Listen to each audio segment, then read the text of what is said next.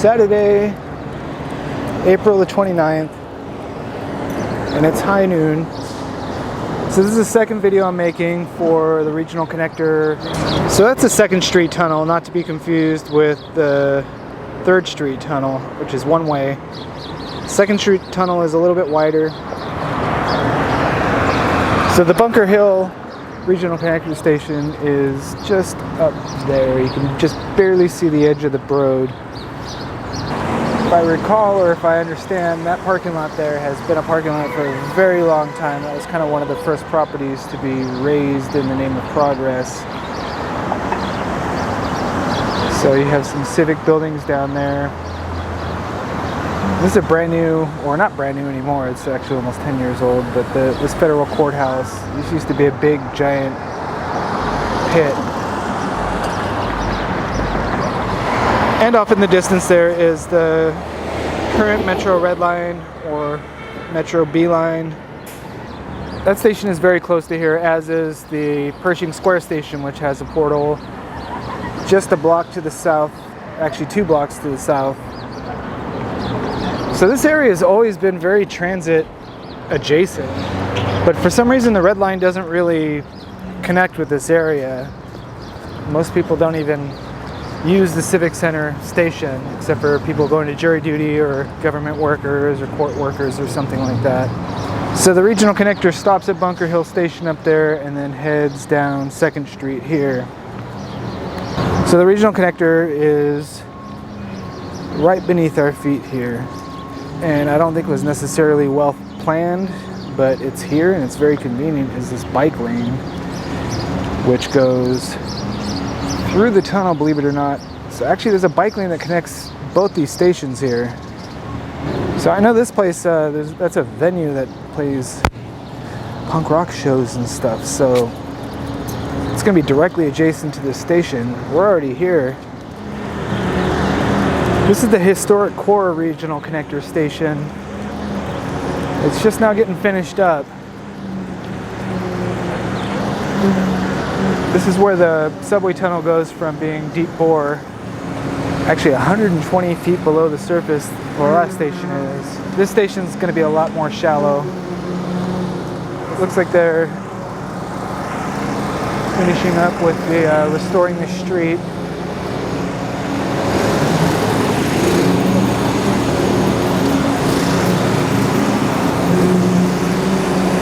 Yeah, so almost done. In my last video, I don't know why, I thought it was going to be like 6 months from now, but it's, look at these workers. You guys are fucking amazing.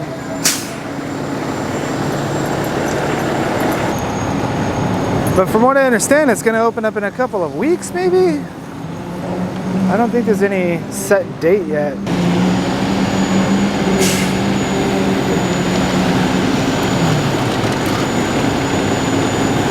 These things are so prone to delays, but as far as I can see, it's almost done. They just got to redo the road.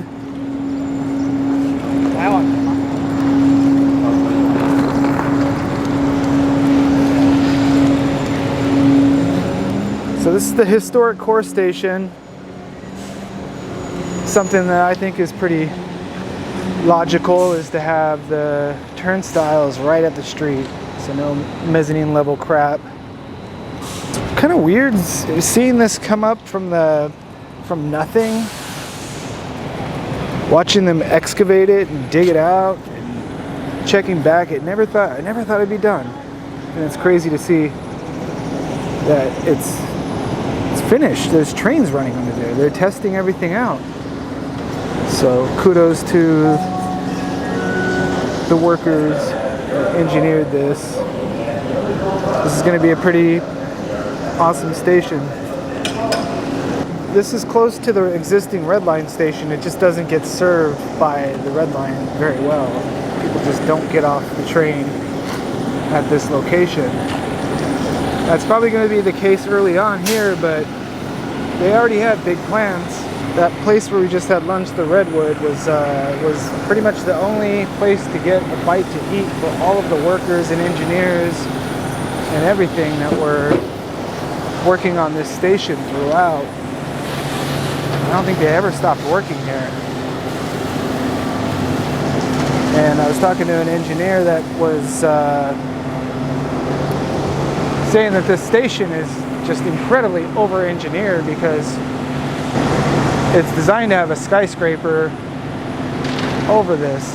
So this canopy and all that might be temporary, because one of these days there's going to be, I think she said that they had it engineered to withstand a 60-story building.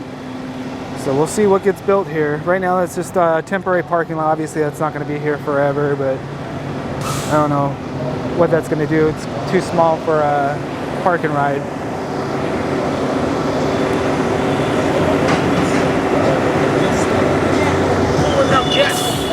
But my intuition is saying that this is going to be an area that is going to experience a drastic change, because this used to be the LA Times building here. Well, I think it still is by name. But this is set for redevelopment. Details, I won't even go into details because in LA they're so subjected to change because of our corrupt leadership and greasing people's palms and all that stuff. So 2nd and Broadway station right here is 2nd and Spring, which is home to the LAPD park, dog park. I like this park. It's pretty unique because it's not really a dog park, it just happens to be one. People bring their dogs here and take them off leash. There's no fences, there's no, it's a free-for-all, but kind of like it that way because you can sneak a beer or sneak a joint, if you will. There's no rules about anything, just as long as your dog doesn't attack another dog. And so it's a historic core station, but it's not really it's at the edge of the historic core. My gut says that this area is going to change drastically. I think this building's going to go away one of these days. I'm going to let them take a break real quick.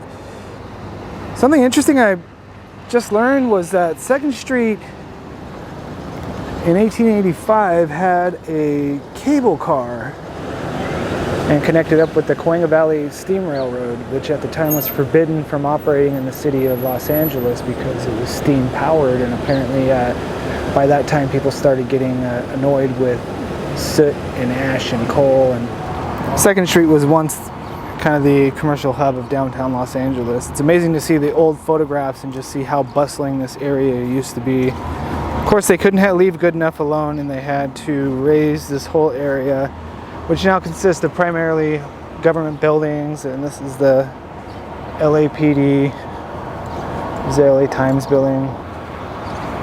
Pretty much everything around here is government, at least to the north. To the south is the good old historic loft conversions. I think those are condos. But man, their property values are probably going to go through the roof being across the street from that station.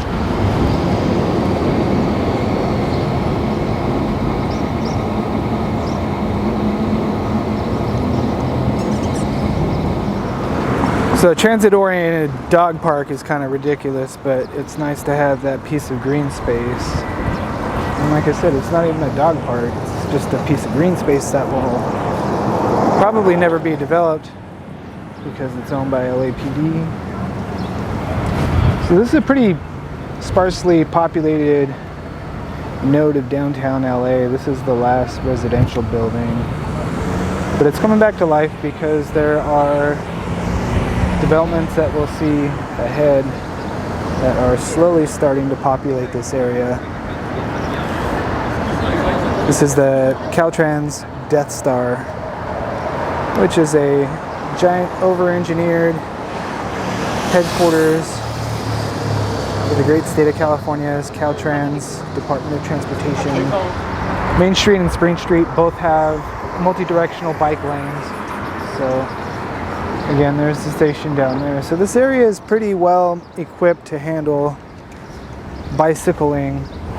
So it's not the best. Obviously, there's clearly a better way to do the bike lanes around here. Those rubber bollards kind of stink. I think they need to come up with some sort of curb or some sort of consistent way of differentiating the two. Something that kind of says, stay the hell off if you're a car.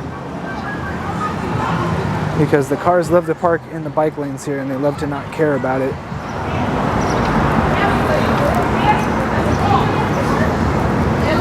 So not a bad place to walk, but it's not exactly filled with any sort of amenities. I wouldn't mind betting that almost every Caltrans employee has and even will continue to drive to work. I think that's just their thing. So the Spring and 2nd Street station is mostly going to influence to the south.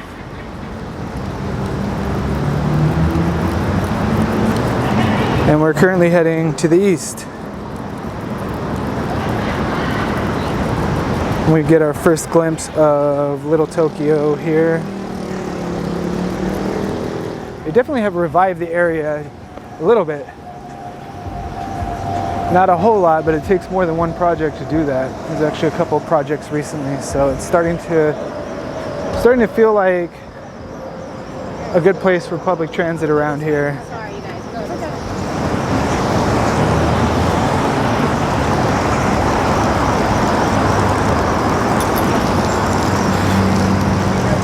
So I guess it's safe to say we're officially in Little Tokyo here. So as legacies of the 80s, you can see a lot of Little Tokyo is not necessarily positioned towards the street. There are these shopping centers or mini malls or whatever you might call it. And this guy laying down here planking. But the garage is the primary mode of entry historically. People drive here. So I'm sure once that station opens, there will be a much greater emphasis on arriving here by public transportation. But historically it's been get here by car or don't get here at all.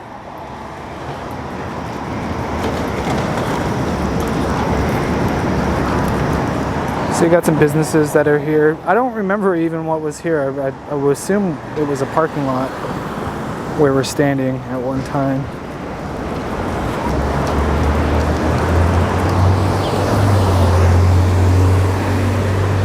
So that building in the background is looking a lot more mid-century. And that DoubleTree Hotel is, that reeks of the mid-80s to me, but I don't know when it was built exactly.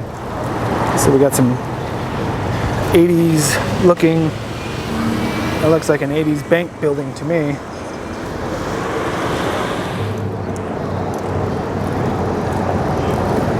Oh my God, there's all kinds of projects going on down there. And these would be remnants of the city street grid at one time. Kind of was much different around here. This area was at one time completely built out, like completely built out. It was perfectly fine and functional as a neighborhood in Los Angeles, but you can't have nice things and you can't leave good enough alone. So this area was subjected to some pretty intense redevelopment that kind of eradicated a lot of the original architecture, at least on 2nd Street. First Street's a little bit more historically intact, but we'll check that out on the way back.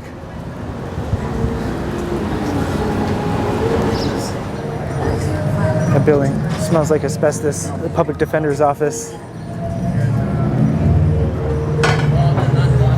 Parker Center used to be a block north of here, which had the same architecture. It's just awful. The 1950s were not kind to Los Angeles.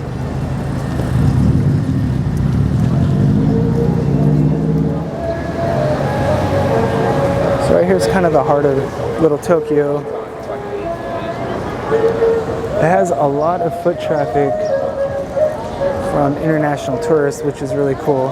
So I really enjoy being around here because most people are here to have a good time and relax and check stuff out. It's a little bit like Alvera Street of not being, it's not an epicenter of culture necessarily, but it has its place and is very valuable.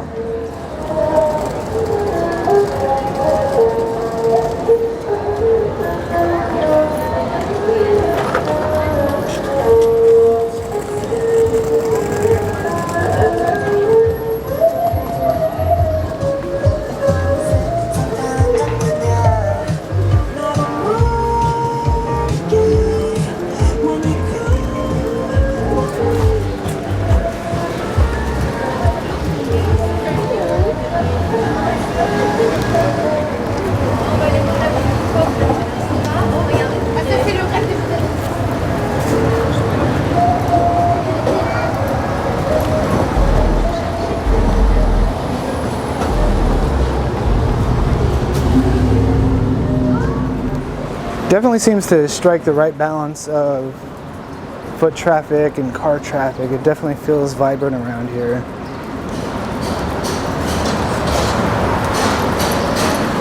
My guess is that foot traffic will increase dramatically once the regional connector station is open, because we're almost at the next station. Actually, you can see it off in the distance there. So unlike the journey from 7th and Metro to 2nd and Grand, this stretch is pretty brief, so these two stations are pretty close together, but they're going to bookend Little Tokyo quite well.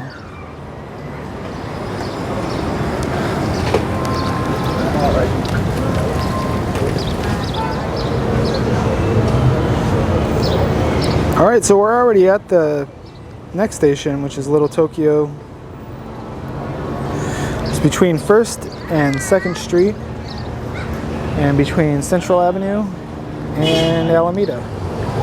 So there are some pretty high density buildings in the area, but they're kind of checkerboarded, so it's not quite bustling to my liking. It's definitely got a lot more potential for a lot more residential in the area, which should be helped by the transit connection that's going to happen in the area. So that's where we started, down 2nd Street. The train goes under here until about here, and then it makes a turn to the left. But check these out though. There's a couple of leftovers from the suburban days of Los Angeles. And not even that long ago, things that were built in LA were not built for a major, densely populated region. These parking lots are now kind of gated off, and they use them for parking revenue. But there was a time not even that long ago where these gates in the parking lots didn't exist, and you just kind of zoomed in and zoomed out just like any old suburban strip mall. So LA's filled with little properties like this, just like this, that once when you had a store there, your customers would just zip in and zip out, but now they're all pay parking, so it's definitely starting to scale up on the density. There used to be an Office Max or a Staples. Then Alameda is the dividing line. Suddenly we're in the Arts District, so now it's a completely different vibe. It is interesting how Alameda does have this, it's a striking change of scenery. To the left is the Arts District, and then as you look down Alameda here, everything over here is Skid Row. But the Arts District would be a totally different video for a different day. So we're gonna head north. We're gonna meet the station up here so you can kind of get your bearings with the City Hall in the background there. Some overgrowth here, but hey, it's green, so it looks a lot better than it usually does. So they got to come up with a name for the area between the Arts District and Little Tokyo, because now they're suddenly conjoined with this new metro stop that's going in here. There's always been a stop on the Gold Line here where it goes from Boyle Heights to Pasadena, but it was never really all that busy. So with it being underground and with it connecting multiple lines, there's definitely going to be a lot more people dealing with public transportation down here. And here we are, first in Alameda. Our first glimpse of the new Metro Regional Connector Little Tokyo Station. with the beautiful skyline in the background.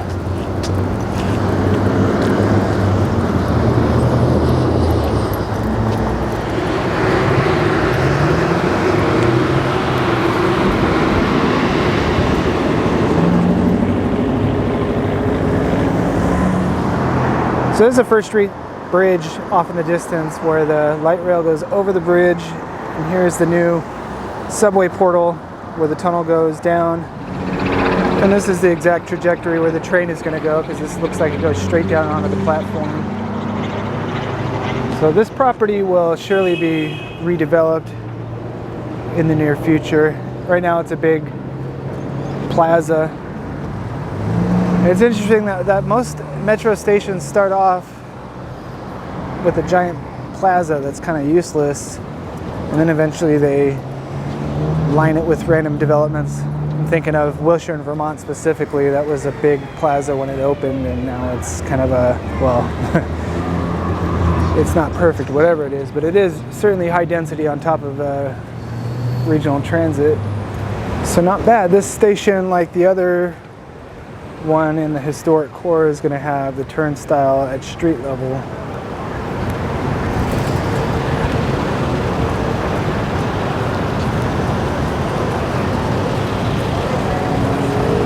And then here's the rest of Little Tokyo.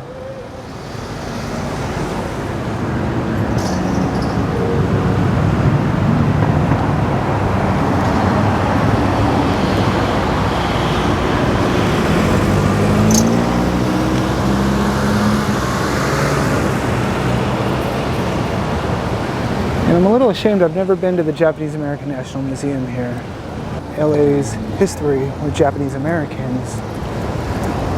Specifically that bridge over there into Boyle Heights used to go to a very large Japanese community that existed before the war.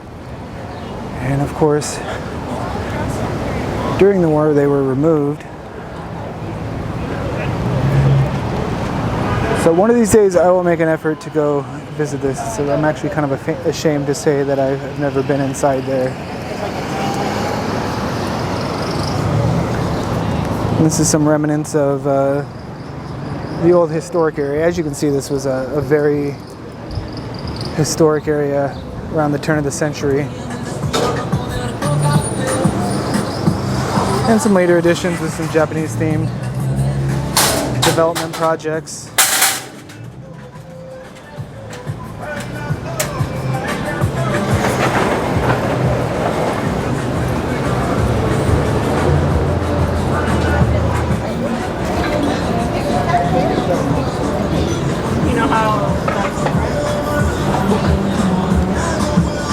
So in my opinion, First Street is clearly much more interesting than Second Street, because you get a lot more of the historical buildings. Chop suey, I don't know if that's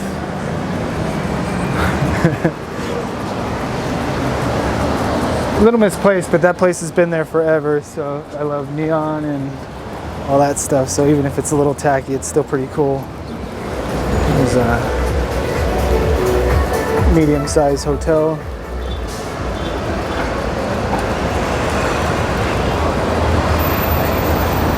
So all kinds of restaurants around here. It's nice to see it nice and busy. My last few times down here, it was kind of sad to see that there wasn't many people here enjoying the area, but it looks like we're back in business now.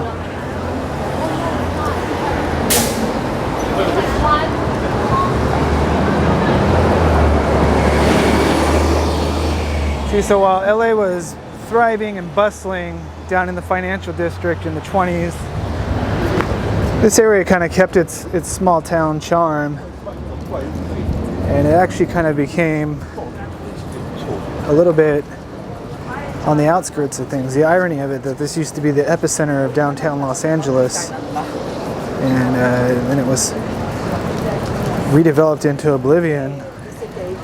And it's nice to see this one street at least keeps the facade of what was originally here.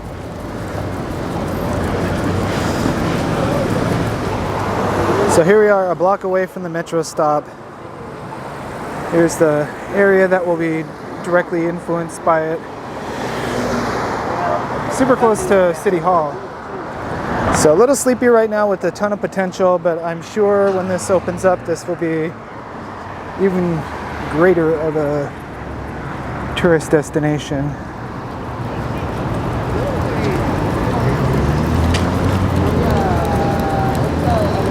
And if you look over, you see some angles around here. So it's off the original grid. And this area used to have a completely different street grid. So it was completely just like imagine SimCity. You just level it and start from scratch. That's what the city of Los Angeles did. So you still get some remnants of the old world here. Hopefully these buildings are protected or will be protected, or just hopefully it's out of the question that they will be raised and redeveloped, because these are the last holdouts of the original neighborhood, which used to be incredibly bustling. It's so weird how different mindsets in different decades said that it was better to just destroy something that was already here. So there's the Death Star, the other side of the Caltrans building, so it is quite big. And there's the other side of the DoubleTree Hotel. So I know this area pretty well for being not very pedestrian friendly. The streets are very wide. So hopefully when the train starts operating and as things start kind of working out and developments start happening, they can do something about these super wide intersections. I can't even count how many times I've almost been hit by a car around here. So I'm not looking at my camera, so I hope it's in focus. I'm looking at the street and turning my head around 360 degrees to make sure that nobody runs into me. How you doing, dude?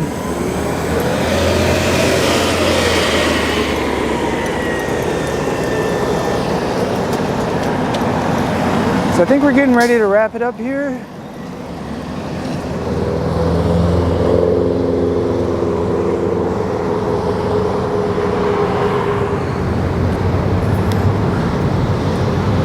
When I first moved here was right around the time of the Occupy Wall Street movement.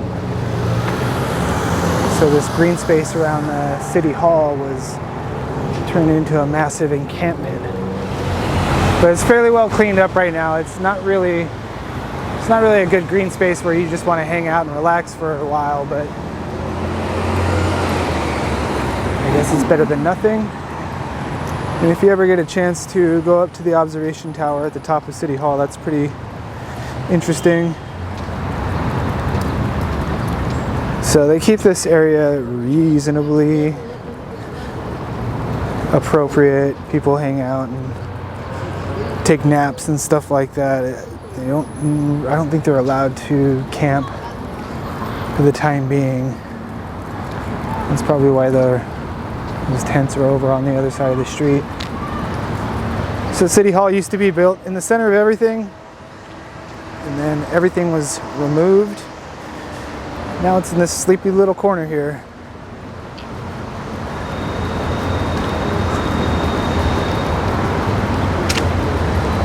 And that dirt lot on the other side of the street looks like it would be ripe for redevelopment, but that's earmarked to be included into the Grand Park. Hopefully they do something nice with it. Hopefully they get some trees and some shade. Keep it simple. Don't overthink it.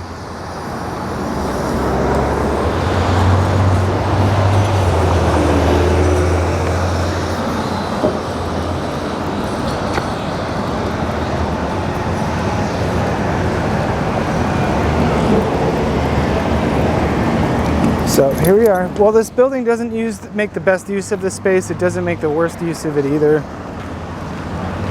This area is clearly has some sort of purpose.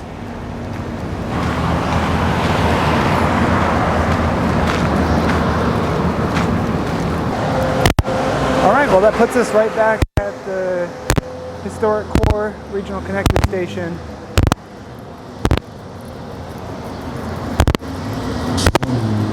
The elapsed time on this walk was just about an hour maybe. We stopped and got some Starbucks and used the bathroom.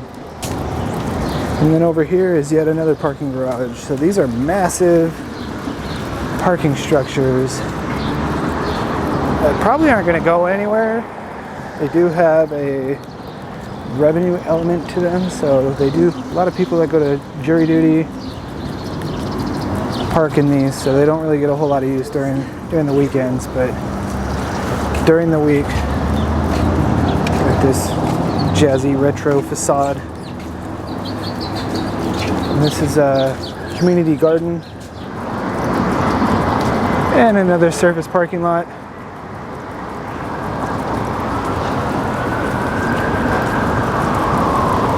And another surface parking lot. So my senses tell me that there will be some pretty epic developments sometime in the future here. I will attest that this is a really prime area for redevelopment. It doesn't have some of the problems that some of the neighborhoods downtown have. It's not to say that it won't in the future, but hopefully we'll get our act together one of these days. So a little taste of the biking infrastructure around here. I guess we'll leave it with the Spring Street bike lane. Almost by design, it goes straight to the regional connector. From this area, we'll be able to go to Santa Monica, East LA, Azusa, Culver City, all those places in between, Long Beach, Pasadena. It's about to be connected in a way that I don't even think we understand the magnitude of it. All right, so we got all of the new regional connector stations under our belt here. So I got 2 videos that kind of do a deeper dive into the area with my commentary. If you don't like it, I'm sorry. But if you do like it, thank you very much for listening. And we'll wait for the next one.